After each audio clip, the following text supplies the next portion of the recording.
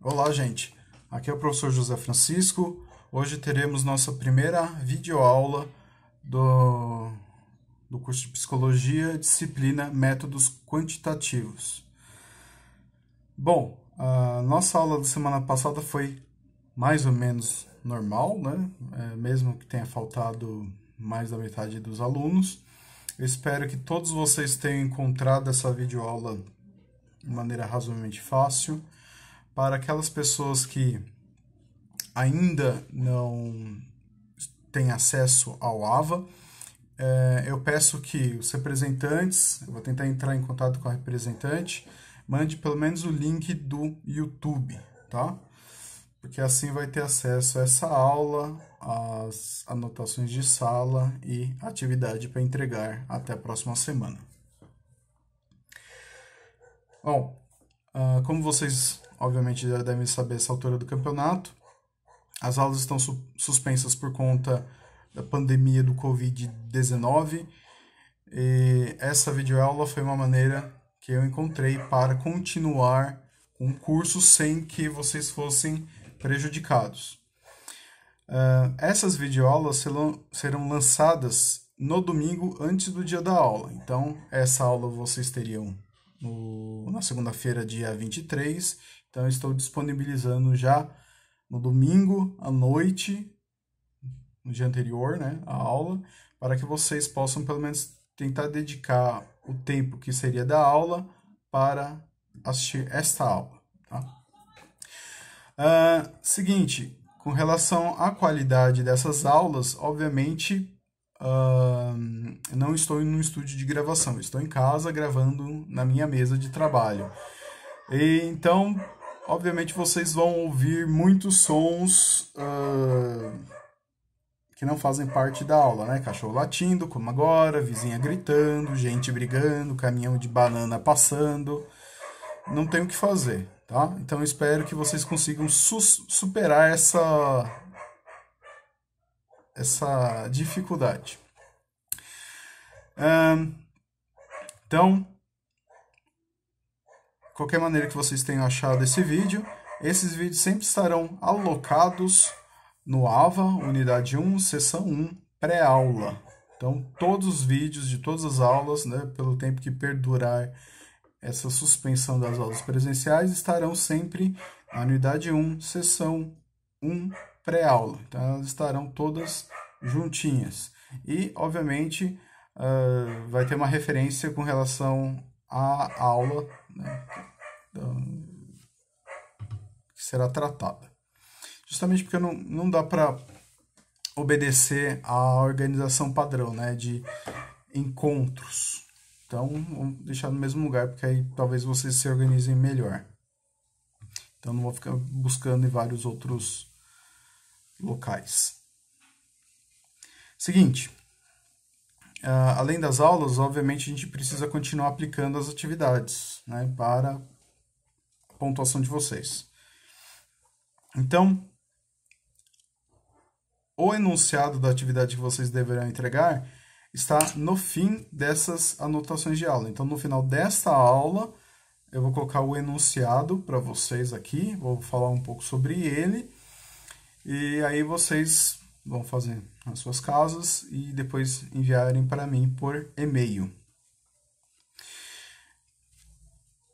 Esse enunciado, ele vai estar junto com os vídeos no AVA, certo? Então, vai ver lá, se tiver 1, 2, 3 vídeos, estarão lá os 3 vídeos.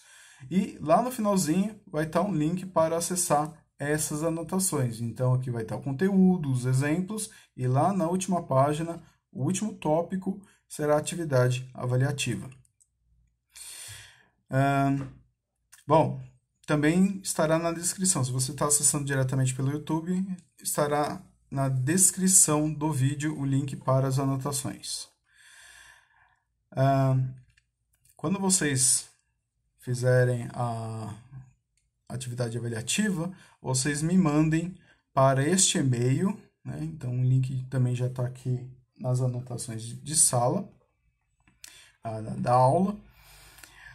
Eu peço que vocês enviem em formato PDF, somente PDF, nada além de PDF. Qualquer outro tipo de arquivo não será aceito, porque tem muito problema de JPG, TIFF, sei lá, BMP. Não, mande somente PDF em um arquivo único com o seu nome e curso. O nome e disciplina. Melhor, curso não, disciplina. Então, por exemplo, fulano de tal, tracinho, métodos quantitativos. Ponto PDF. Tá? Eu tenho mais de 250 alunos, não tem como eu ficar alterando o nome de cada um dos arquivos ou convertendo qualquer outro tipo de arquivo para PDF. Tá?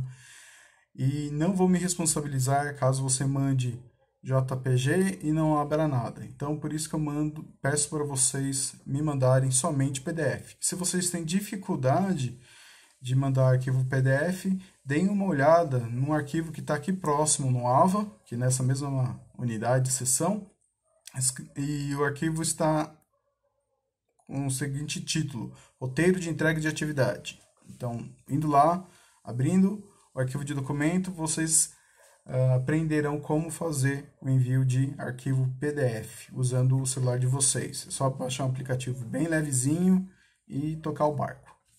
Tá legal? Então, a primeira coisa que eu gostaria de fazer é uma retomada da aula anterior. A função do primeiro grau. Eu vou resolver aqui com vocês. Dada uma função f de x igual menos 3x menos 5, faça a tabela verdade com pelo menos 5 valores, né, valores de x, ou pelo menos encontrar 5 pontos diferentes, determine a raiz da função e desenhe a curva da função no plano cartesiano apresentado. Então, a função com a qual eu vou trabalhar é a f de x igual menos 3x menos 5. A partir dessa função, eu preciso achar 5 valores, os 5 pontos, a partir dos quais eu posso jogar aqui no gráfico. Tá? Como eu não estou pedindo para vocês usarem valores de x específicos, usem aqueles que vocês quiserem, tá? Tem essa liberdade. Só tome cuidado para não complicar muito a vida de vocês. Então, o que eu vou fazer? X vai ser um conjunto formado pelos valores menos 2, menos 1, 0, 1 e 2. Tá?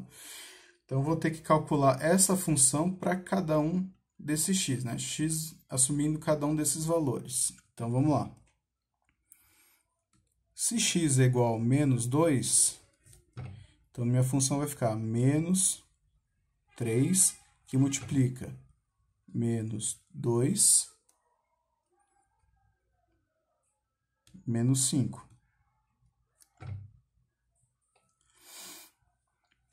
Primeira preocupação aqui, eu tenho uma multiplicação de dois números negativos. Então, primeira etapa é resolver a questão do sinal. Menos com menos, mais.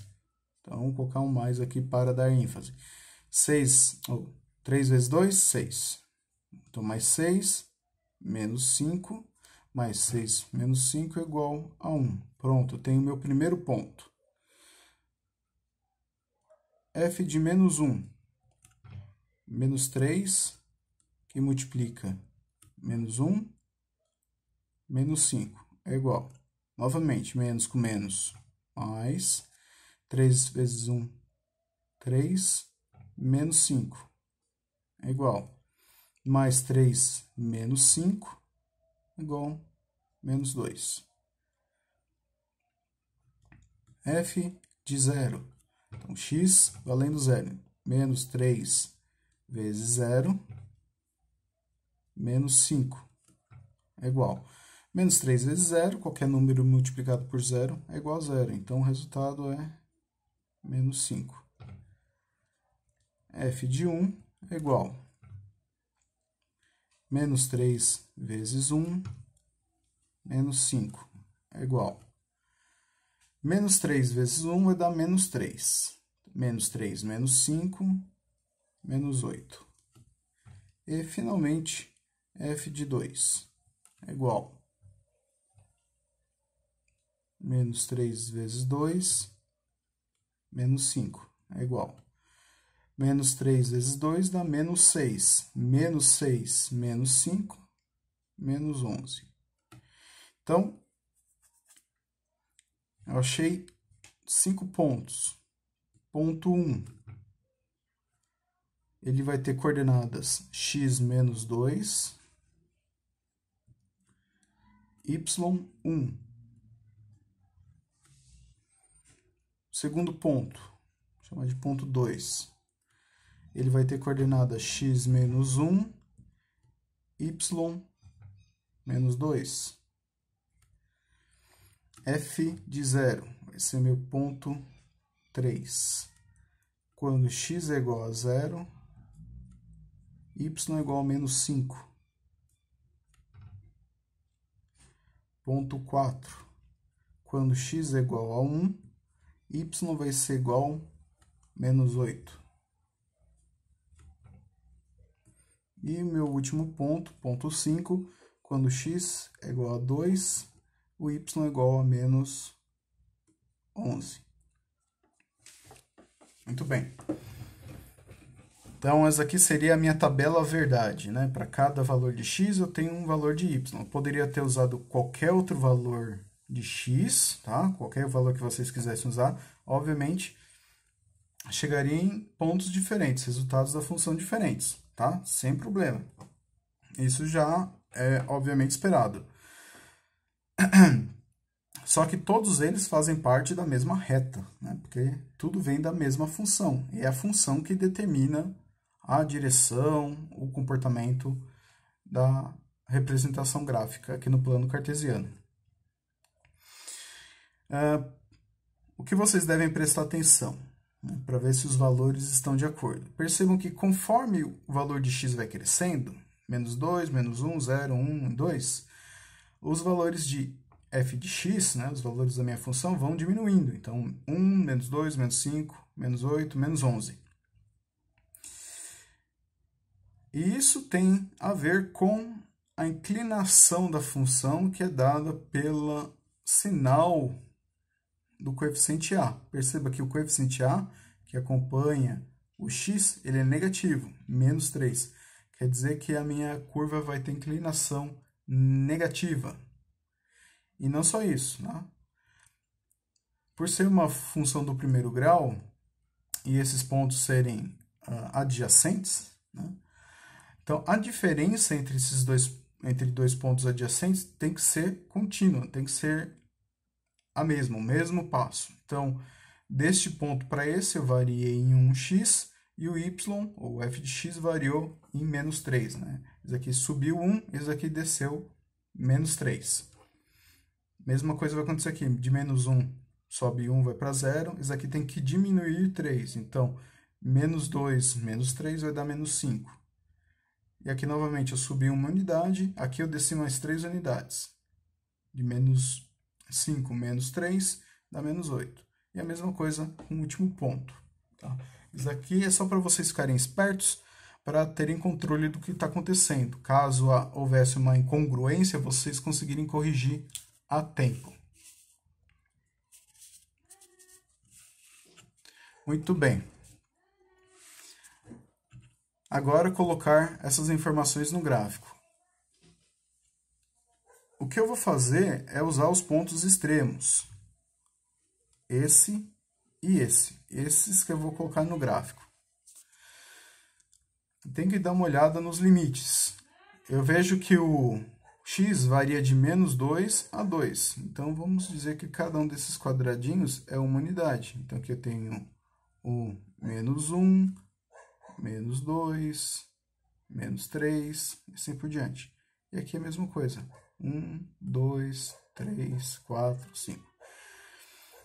Já no eixo y, eu vou ter que dar passos maiores, né? Por conta dos valores que eu vou alcançar. Então, se eu tenho 1, 2, 3, 4, 5 divisões, deixar ele variando de 2 em 2 não vai ser suficiente, né? Porque aqui seria menos 2, menos 4, menos 6, menos 8, menos 10, menos 11 estaria aqui, já fora do meu gráfico. Então, vou ter que fazer com um passo maior. Eu vou fazer de menos 3 em menos 3. Menos 3, menos 6, menos 9, menos 12. E aqui a parte positiva. 3, 6, 9, 12. E agora eu vou colocar os pontos. Quando x vale menos 2, meu y vale 1. Então, eu tenho esse ponto aqui. Quando o x vale menos 1, o y vale menos 2. Então, estaria mais ou menos aqui. Quando o x vale 0, o y vale menos 5. Estaria mais ou menos aqui. Quando o x vale 1, o y vale menos 8. Então, eu estaria aqui. E, finalmente, quando o x vale 2, o y vale 11. Estaria mais ou menos aqui. Agora, o que eu vou fazer é pegar uma reta e ligar todos esses pontos. Percebam a dificuldade que é ligar esses pontos, porque muita coisa aqui foi aproximada, tá? Então, não vai dar muito bonitinho. Mas daria uma coisa mais ou menos assim.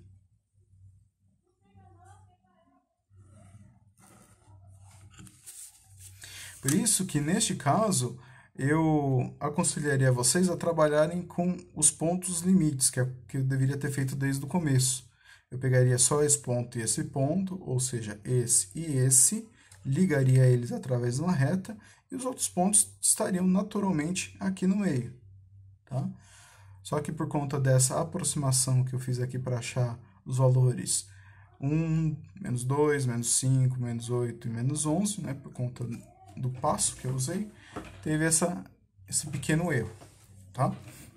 Então, se vocês tiveram alguma dificuldade nesse exemplo, eu sugiro que vocês recomecem, voltem o vídeo, pausem, tente por vocês mesmos e tentem ir acompanhando o que eu fiz novamente, tá legal?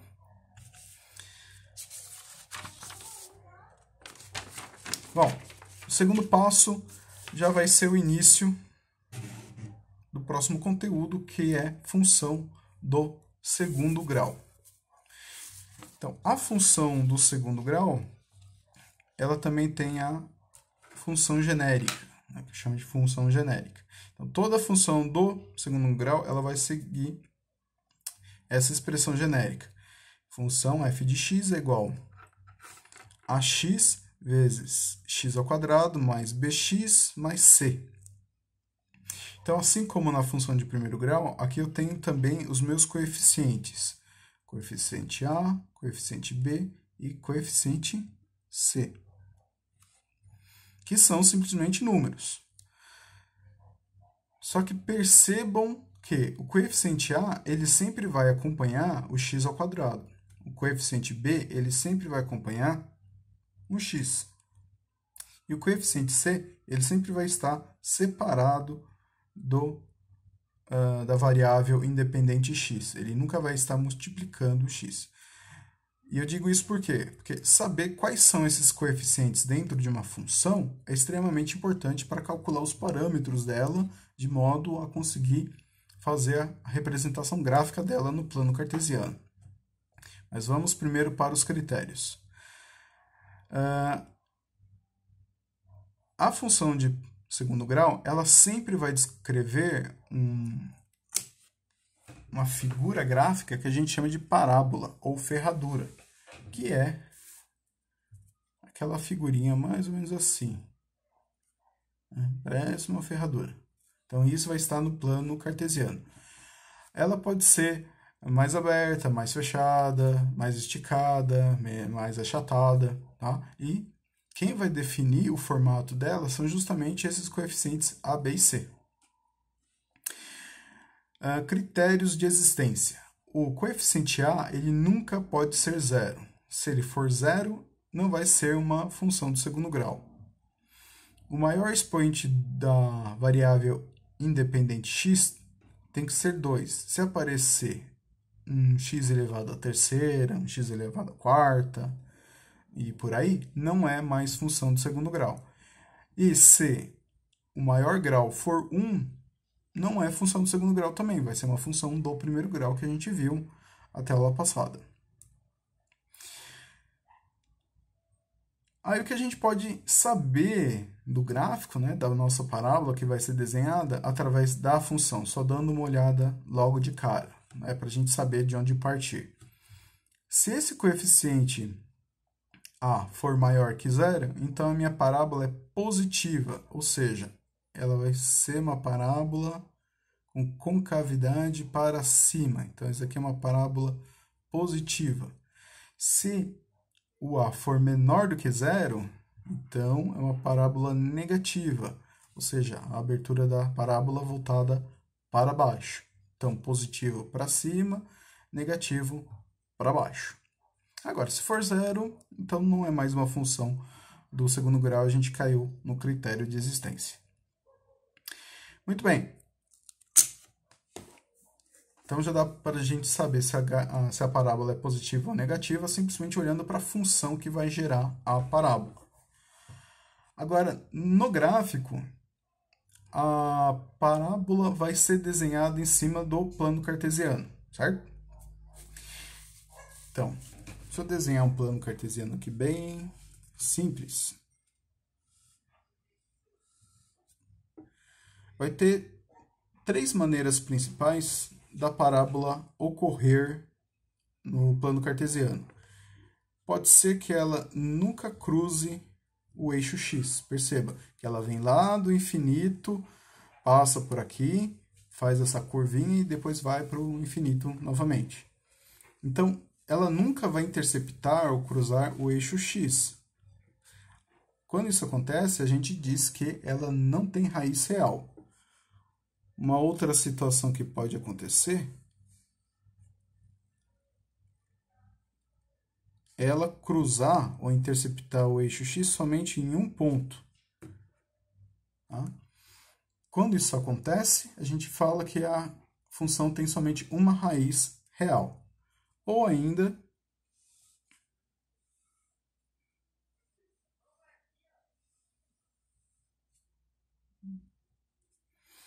a minha função pode gerar um gráfico que vai interceptar o eixo x em dois pontos. Então, a gente diz que essa função tem duas raízes reais. Mas como que a gente faz para saber qual desses casos se encaixa a nossa função sem ter que fazer o gráfico, né? Sem ter que definir cada um desses pontinhos, um a um, para saber onde está essa curvinha, se intercepta ou se não. Aí a gente faz os cálculos dos parâmetros. Um desses parâmetros, que é um dos mais importantes, que normalmente a gente faz em primeiro lugar, é o cálculo do delta. O delta é um termo matemático que se refere ao valor que se obtém ao fazer essa continha aqui. Então, eu pego o coeficiente b ao quadrado menos 4 vezes o coeficiente a vezes o coeficiente c. Depois de calcular e chegar no resultado, eu analiso o resultado. Se esse resultado, delta, for maior do que zero, quer dizer que eu tenho duas raízes reais. Se delta for igual a zero, quer dizer que eu só tenho uma raiz real. Se delta for menor do que zero, então eu não tenho raízes reais. Tá? Então não vai haver interceptação do eixo x. Outro parâmetro que eu posso calcular é justamente o ponto máximo dessa curvinha aqui, que a gente chama de vértice. Então, toda parábola, mesmo que a gente não enxergue à primeira vista, tem um vértice. Tá? E ele é um ponto muito importante quando a gente vai desenhar uma curva como essa no gráfico. Porque ele também é um ponto de simetria. Percebam que a curva, a figura, ela é simétrica em relação a esse ponto. E isso é muito importante. Então, a gente também tem as fórmulas para determinar a posição, as coordenadas desse vértice no nosso plano cartesiano. E, finalmente, a gente pode calcular as coordenadas de cada uma dessas raízes. É claro que se eu já determinei que a raiz tem que a função tem duas raízes reais, então eu vou achar dois valores dessas coordenadas. Se eu já defini que o delta é igual a zero, então eu vou achar só um valor, ou dois valores que são iguais, né, que dá na mesma. Agora, se eu não achar um resultado real, quer dizer que eu estou nessa primeira situação, que não há raízes reais. Por isso que o cálculo do delta, logo de cara, é tão importante. Porque assim a gente já sabe o que esperar de resultado na hora de calcular as coordenadas das raízes, ou da raiz, ou de nenhuma raiz. Porque se meu delta for negativo, eu nem preciso calcular coordenadas de raízes, porque eu já sei que não vai ter, e eu tenho como provar matematicamente. Tudo bem? Bom, vocês não precisam se preocupar muito com isso por enquanto, porque isso daqui a gente vai ver ao longo das uma ou duas próximas aulas. O que eu quero que vocês foquem no momento é na função em si, vocês conseguirem interpretar a função de segundo grau. Primeiro saber se é uma função de segundo grau e depois conseguir achar os coeficientes A, B e C. Eles são extremamente importantes, fundamentais para o que vai se seguir nessa disciplina. Então, eu vou resolver um exemplo com vocês e vai ter a atividade logo aqui embaixo. Bom, nesse exemplo 2, eu peço o seguinte: verifique se as funções abaixo são do segundo grau. Em casos positivos, se elas forem de segundo grau, determine seus coeficientes. Então, o item A apresenta uma função f de x igual 2x² mais 4x mais 8. Então, lembrando lá do que estava no material didático. Se o número acompanha o x², então eu vou fazer essa marquinha. Se o número acompanha o x², quer dizer que ele é meu coeficiente A. Então, A igual a 2. Se o número acompanha o x elevado a 1, né, ou simplesmente x, então ele é meu coeficiente B. Então, B é igual a 4. Agora, se eu tenho um número sozinho, sem o x sendo multiplicado, então ele é o meu coeficiente C. Então, essa daqui era falso porque ela estava exatamente na mesma ordem que é a função genérica. Item B. F de x igual menos 7x² mais menos 5. Pois é, aqui teve um errinho, então vamos considerar que é um mais menos 5. Beleza. Então, se o número acompanha o x², então ele é meu coeficiente A. Então, A é igual a menos 7. Muito bem. Percebam que não tem o termo x aqui. Quer dizer que o número que acompanha o termo x é o zero. Se ele não aparece, quer dizer que o coeficiente é zero. E o que eu tenho aqui é um número que não está acompanhando o x. Então, ele é meu coeficiente C, menos 5. Percebam que quando eu peço o coeficiente A, B e C, eu só quero o número. Então, não vai aparecer aqui os termos x. Tá legal? Item C. F de x igual 4x mais 8. Aqui, o meu maior grau presente é x elevado a 1. Então, esse 1 é o maior grau. Quer dizer que não é uma função do segundo grau. Então, não vou fazer nada com ele. Item D. F de x igual menos 12x menos 8x ao quadrado. Então, novamente, eu tenho x ao quadrado e o número que acompanha ele é menos 8.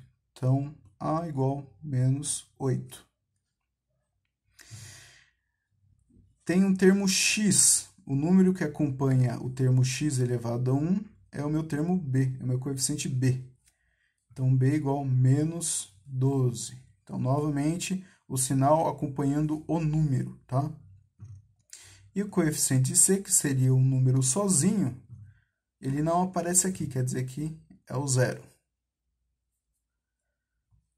E, finalmente, o item C, ou item E. Então, tenho menos f de x igual a menos 7x ao quadrado, mais 9 vezes x à terceira mais 18. Então, percebam, tem um x elevado à terceira potência, ao cubo. Então, essa aqui não é uma função do segundo grau. Tá legal? Então, preste atenção nos sinais. Sempre façam do ladinho a função genérica f de x igual a ax ao quadrado mais bx mais c. E preste atenção que o termo a sempre acompanha, o coeficiente a sempre acompanha o termo x ao quadrado, o coeficiente b sempre acompanha o termo x, e o coeficiente c sempre está sozinho, ele nunca está multiplicando por x. Tudo bem? Então, você conseguir, mesmo estando embaralhado, percebam que em algumas situações, primeiro aparecia o coeficiente b vezes x menos o coeficiente a vezes x ao quadrado. Então, mesmo que eles estejam embaralhados, vocês têm que se guiar pelo termo x ao quadrado, x ou número sem o x. Isso que vai te dar a pista, né, vai te dar a informação de que coeficiente se trata. E, novamente, você conseguir localizar adequadamente esses coeficientes em cada uma dessas funções é fundamental para dar prosseguimento ao estudo de funções do segundo grau. Né? Determinar vértice, determinar o delta, determinar a localização das raízes. Tá certo? Muito bem. Então, agora vem a atividade avaliativa. Atividade que vocês vão me entregar até a próxima, que será a próxima aula, né? Até segunda-feira, dia 30. Então, vocês vão fazer a mesma coisa que eu fiz anteriormente, só que para essas funções. Então, vocês vão, para cada uma dessas funções, verificar se ela é ou não do segundo grau. Se e somente se for do segundo grau, vocês vão me determinar as raízes, né, da mesma maneira que eu fiz aqui.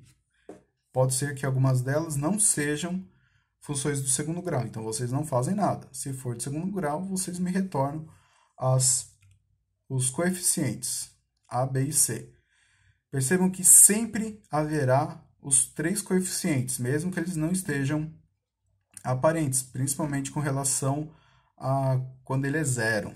Tá? O B pode ser zero, o C pode ser zero. O A nunca pode ser zero. Tudo bem? Bom, eu espero que vocês tenham entendido o conteúdo de hoje. Eu peço que, se possível, enviar sugestões, críticas pelo AVA.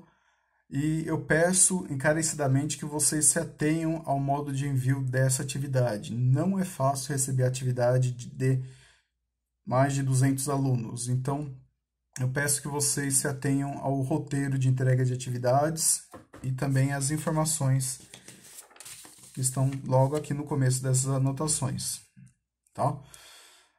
Com relação ao formato PDF, ao nome do arquivo, tá? E o envio para este e-mail. Procurem não enviar pelo AVA, tá? Envie para esse e-mail que é um e-mail institucional.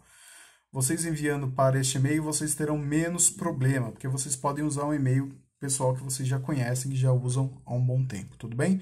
Lembrando novamente, essas anotações estarão disponíveis aqui embaixo na descrição do vídeo ou abaixo dos links dos vídeos dentro do AVA, tudo bem? Então é isso, pessoal. Eu espero que vocês estejam todos bem. Espero que vocês se cuidem. Não tá brincadeira. certo? Essa pandemia. Espero que a gente consiga levar essas aulas de uma maneira bem saudável dentro da atual situação e vamos ver o que vai acontecer, tá legal? Então, um grande abraço para vocês, até a nossa próxima aula.